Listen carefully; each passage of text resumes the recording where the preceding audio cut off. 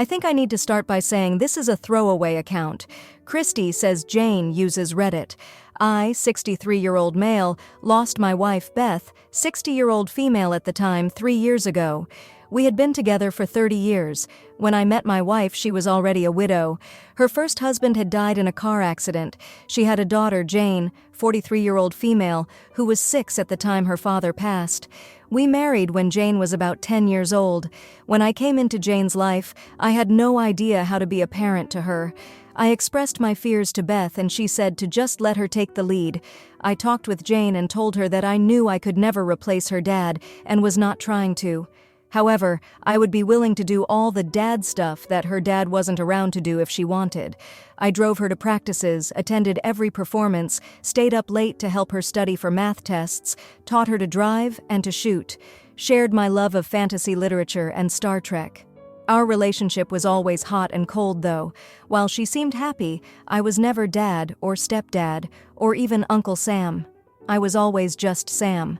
Beth and I had a son, Tom, 32-year-old male, and a daughter, Christy, 29-year-old female. Jane has a reasonable relationship with her half-siblings considering their age difference. A year or so after Christy was born, Jane became sullen and despondent. After talking with Beth, I offered to adopt Jane. Jane did not take this well and I never brought it up again. I was the main disciplinarian parent in our household, and while none of the kids were troublemakers, they all did things that got them grounded or their privileges with our cars taken away. I think Jane resented this as well. When Jane graduated high school, each student was able to purchase 2 tickets to the ceremony. Jane purchased 2 tickets and I thought I would be attending, but the week of the ceremony, Beth told me that Jane wanted to use her second seat to memorialize her father. I was hurt, but I understood. She put a picture of him on the empty chair next to her mom. I think it also hurt Beth as well. Jane was an excellent student, and she got some good scholarships, and I paid the remainder of her costs to go to college. I did get to see that graduation. When Jane got married, Beth and I were not able to pay for the entirety of her wedding. We paid about half. She had her father's younger brother walk her down the aisle. She would spend a week or 2 during the summer with her father's family. At the reception, my wife was again seated next to an empty chair to memorialize Jane's father.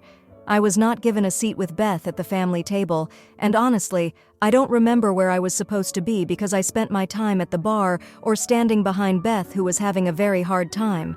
However, it was a lovely wedding, and once the dancing started and everybody was out of their seats, I stopped worrying about where I was supposed to be. When Jane had her first kid, Beth and I were overjoyed. However, I soon learned that while my wife was going to be Gram, I was not going to be Grandpa, but still just Sam. I am Sam to both her children. This was again something that hurt, and when Tom had his first child, he asked if I wanted to be Granddad or Sam to his kids, and I jumped at getting to be Grandpa. Jane ended up getting divorced about 4 years ago, shortly before Beth was diagnosed with cancer. She and her kids moved in with us, and we helped her with her lawyer until everything was finalized. During my wife's last year, Jane was with us all the time. It was a huge help to both Beth and me. After Beth passed, I was a wreck and mostly useless. It wasn't right, but Jane ended up doing most of the funeral preparation. I am very grateful for the help she provided. When Jane's father had died, his mother had helped with the funeral expenses and had purchased a double plot. When Jane prepared the funeral, she organized everything so that Beth would be buried next to Jane's father, her first husband. I was shocked and felt that this was done somewhat behind my back. My wife had never told me of this, but Jane assured me that this was what Beth would have wanted. I talked with Tom and Christy, and they know I intend to be cremated. Because of that, they thought that this was reasonable, and the plot was already paid for. At the memorial service, Jane was rightfully upset. She told many of the other mourners that she was now orphaned and that she and her 2 kids had no close family left. This upset Tom and Christy a lot, but I tried to explain that it was different for Jane. I talked with Jane during the memorial and told her that she does have a family that will welcome her if she wants it. She thanked me and was polite. I have not really talked with Jane since the memorial. The first year, I invited Jane to all the family get-togethers just like before, even though Tom and Christy were angry with her. I left her voicemails asking how she was doing, how her kids are. However, the last couple of years I have stopped because I never get any response. I still send her and her kids gifts for their birthdays and Christmas. I just don't actively reach out. One of the last voicemails I left, I told her that all she needed to do was call, and I would help her.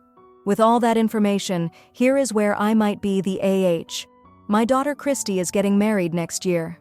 She reached out to Jane in the past few months and has been working on reconciling with her.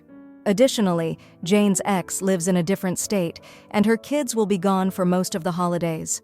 Jane has told Christy about how alone she is feeling. Christy called me and asked me to invite Jane to my house for Christmas. Christy and her fiancé will be there along with Tom and his family. I told Christy that Jane knows she is always invited. Christy says that Jane won't come if I don't call and ask her to come. I told Christy that she could invite Jane, or she could tell Jane to call me. Christy says I am being an AH for not calling Jane. I talked with my son Tom, and he says he is tired of the rest of us having to beg Jane to be part of our family. I love Jane, she is my daughter, but after so much, I just feel like the only way this will work is if she takes the first steps. So, am I the AH for not calling my wife's daughter to invite her to Christmas? Jane, if you see this, just call. Now, for a few comments before the update. Comment 1. Not the idiot. You have gone above and beyond for Jane. I suppose if she is feeling lonely, she can pull up a chair and put up a picture of her dad too. Comment 2. My grandmother used to say, I turned the other cheek, but I've only got 4 of them. You just ran out of cheeks. Now, for the update, a lot has happened since I last shared about my family situation. I guess I should start with the Christmas invitation. I caved. I called Jane and invited her over. It was awkward, but she accepted. Christy was over the moon, and even Tom seemed to grudgingly appreciate the effort. The holidays were tense, to say the least. Jane was polite, but distant. It was like walking on eggshells, trying to make conversation without stepping on any emotional landmines. Christy's wedding planning was in full swing, and she was determined to include Jane. She asked her to be a bridesmaid, which Jane accepted after some hesitation. I could see Christy was trying to mend bridges, but it was a delicate process. Jane's kids, my grandkids, were growing fast, and I cherished the moments I got to spend with them. They started to warm up to me, calling me Grandpa Sam, which was a bittersweet victory. As the wedding approached, the tension between Jane and me grew. She was involved but kept her distance from me specifically. It was like she was there for Christy, not for the family. Tom's patience was wearing thin. He didn't understand why we were all tiptoeing around Jane. I tried to keep the peace, but it was draining. The wedding day arrived, and it was beautiful. Christy was radiant, and for a moment it felt like a family again. But at the reception, Jane gave a speech that reopened old wounds. She talked about her mother and her biological father, barely mentioning Beth's life with us. Tom was visibly upset, and I felt a familiar pang of exclusion. It was clear that no matter what, I would always be on the outside looking in when it came to Jane. After the wedding, things went back to a strained normalcy. Jane would show up to family events, but it was clear she was doing it for Christy or the kids, not because she wanted to be there with us. I kept reaching out, trying to bridge the gap, but it was like talking to a wall. I felt like I was the only one trying, and it was exhausting. Then, a few months after the wedding, Jane's ex-husband caused some trouble. He wanted to move the kids out of state, and Jane was panicked. She came to me for advice, and for a brief moment, I thought this was it. This was when we'd finally connect. I helped her with the legal aspects, drawing on my own experiences, and it seemed like we were making progress. But once the crisis was over, Jane retreated back into her shell. It was disheartening. I had hoped that facing a common enemy would bring us together, but it only served as a temporary truce. Tom and Christy noticed the back and forth, and it started to affect their relationship with Jane as well. They were tired of the drama, tired of the constant push and pull. Now, here we are, 3 months after Christy's wedding, and I'm not sure where we stand. Jane's kids are the only thread keeping us connected, and even that feels tenuous. I love those kids, and I want to be there for them, but it's hard when their mother keeps us at arm's length. I've started to question whether I'm doing the right thing by continually reaching out. Maybe it's time to accept that Jane and I will never have the relationship I hoped for. It's a tough pill to swallow, but I'm not sure how much more rejection I can take.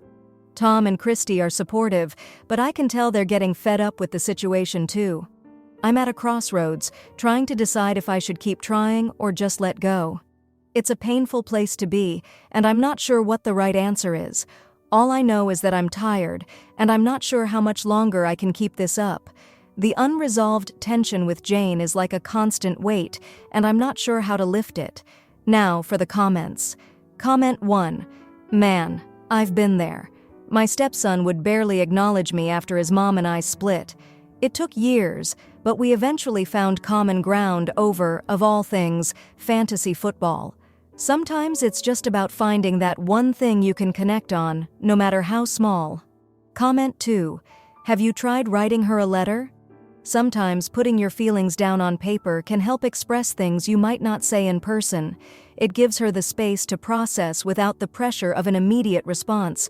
Plus, it's a tangible reminder that you're reaching out. Now, for the next story. For context, I am 19-year-old female. I have an older half-brother who is 20 years old and has high-functioning autism, and a younger full-blood sister who is 17 years old. My brother has no relationship with my dad's family besides my sister and me. My grandmother had a sister with some sort of disability, but I never had the chance to meet her before she passed away about a year and a half ago. At that time, I was the only sibling who owned a car.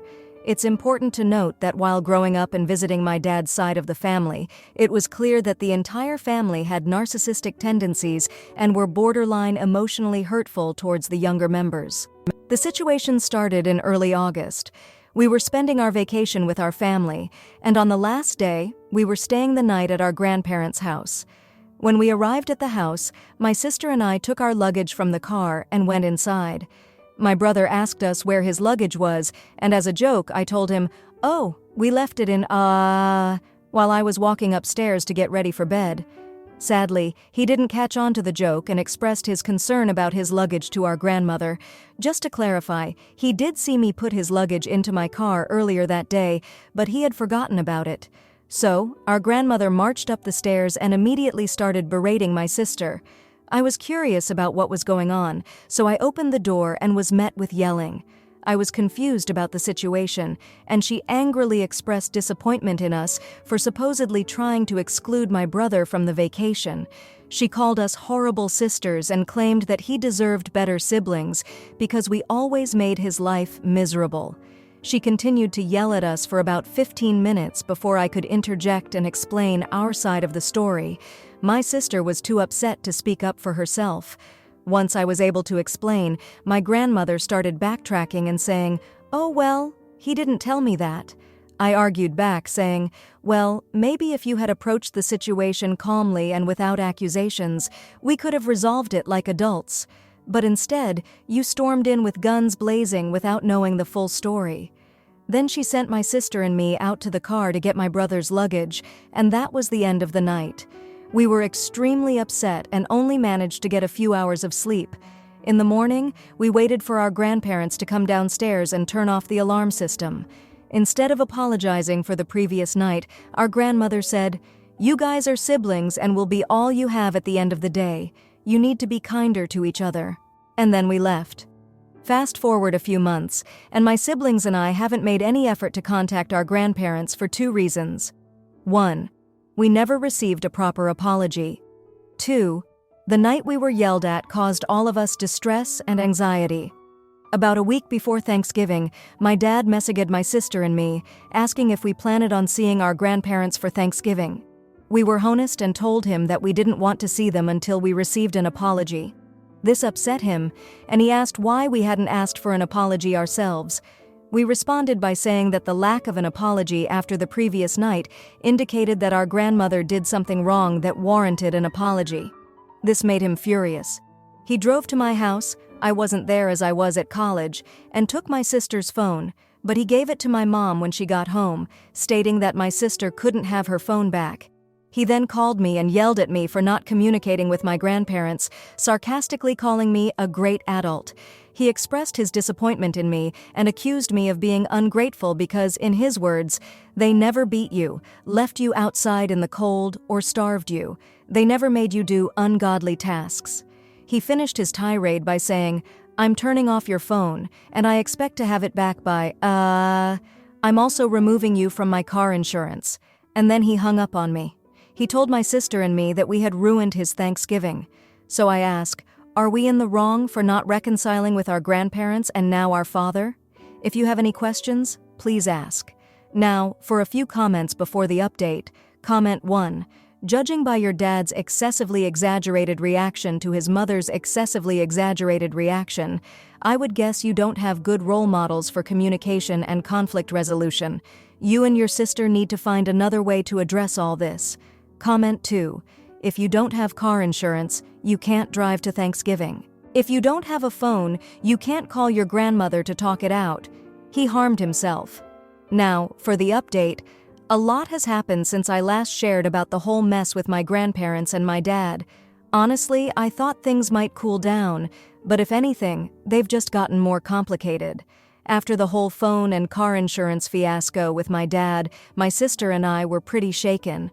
We were trying to stand our ground, but it's tough when you're up against family. My brother, who usually keeps to himself, was actually the first to break the silence. He started asking if maybe we should just apologize to keep the peace. I could tell he was struggling with the tension, and it was affecting his routine, which is super important to him. I was torn. On one hand, I didn't want to give in to what felt like emotional blackmail.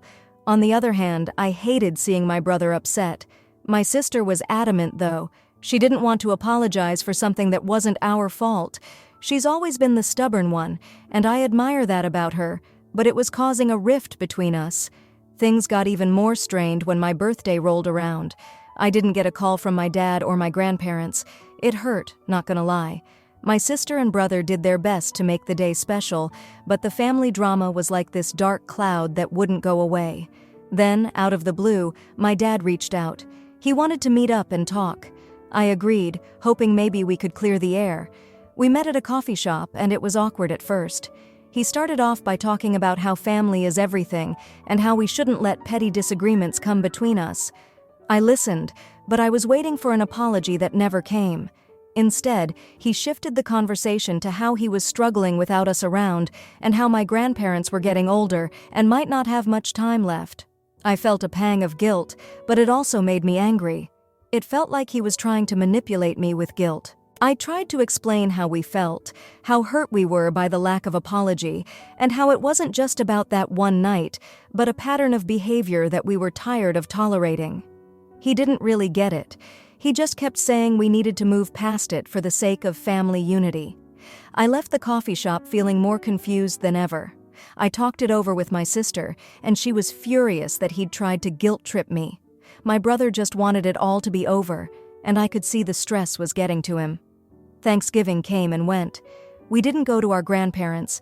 Instead, we had a small dinner at my place. It was nice, but there was this sense of loss that we couldn't shake. We missed the big family gatherings, even if they were flawed. Christmas was even harder. My dad sent a text wishing us a Merry Christmas, but that was it. No calls, no visits. My sister and I exchanged gifts with my brother, trying to keep some sense of normalcy, but it was clear our family was fractured. January was a quiet month. I focused on school, my sister was busy with her senior year, and my brother found solace in his routines and hobbies. We didn't talk much about the situation with our dad and grandparents. It was like this unspoken agreement to just not go there. Then, one day, my dad showed up at my apartment. He had a small box with him.